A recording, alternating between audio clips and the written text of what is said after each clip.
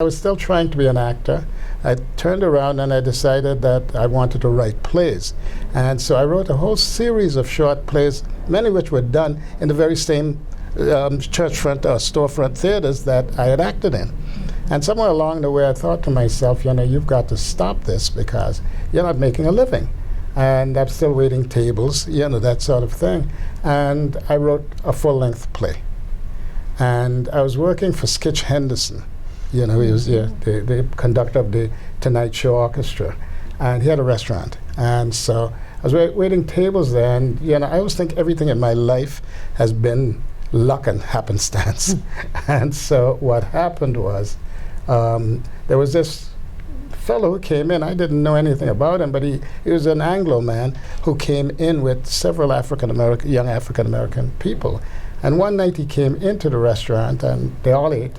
And at my station, and he was embarrassed because he forgot his wallet, and he even offered to let them stay there while he go home and get his wallet. And I said, "Don't worry about it. You know, come whenever you feel comfortable, and you can pay it." And he was so grateful for that we became friends, and we talked. It turned out he was a minister in Harlem, and so we got friendly enough. And if you live in New York and you're of a certain age and you're waiting tables, it means that you're aspiring to do something else. And so at one point he said to me, "What do you do?" And I said, "You know, I'm trying to be a writer."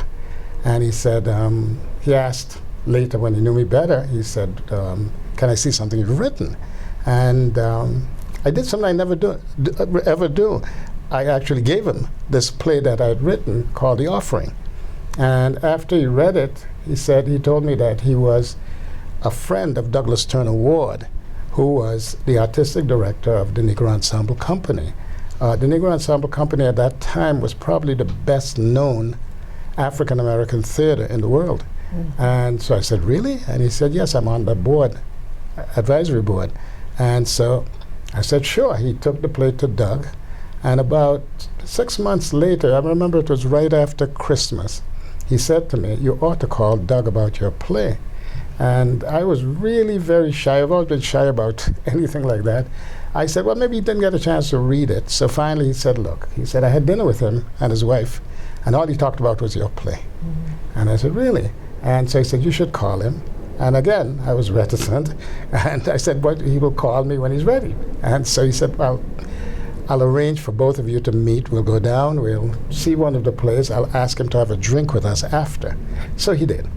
And so Doug came in, and he didn't tell him, I guess. And Doug said, "Oh my God." He said, "I knew it was a setup." That's what Doug said. And he met me, and he told me effectively what Harold Eads, was the minister's name, had said. He said, "You know, I really like your play. My problem is I'm committed for 3 years. So I don't want to commit now until I have space for it." So I said, "Fine," you know, and I left it at that. And then in the interim 3 years, every time I wrote a play, I would put in an envelope and I would take it down to the theater and just leave it with his secretary and leave quickly so that they didn't catch me. And so one day I'm working a bar. This time I left Daly's, Skitch Henderson's place.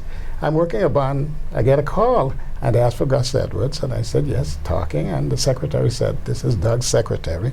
We'd like you to come down, and because Doug would like to do all 3 plays in one season." I mean, that was amazing, you know, like this. And so in that little flip of a coin, I transitioned from waiting tables, tending bar, into being, in quotes, so-called professional playwright.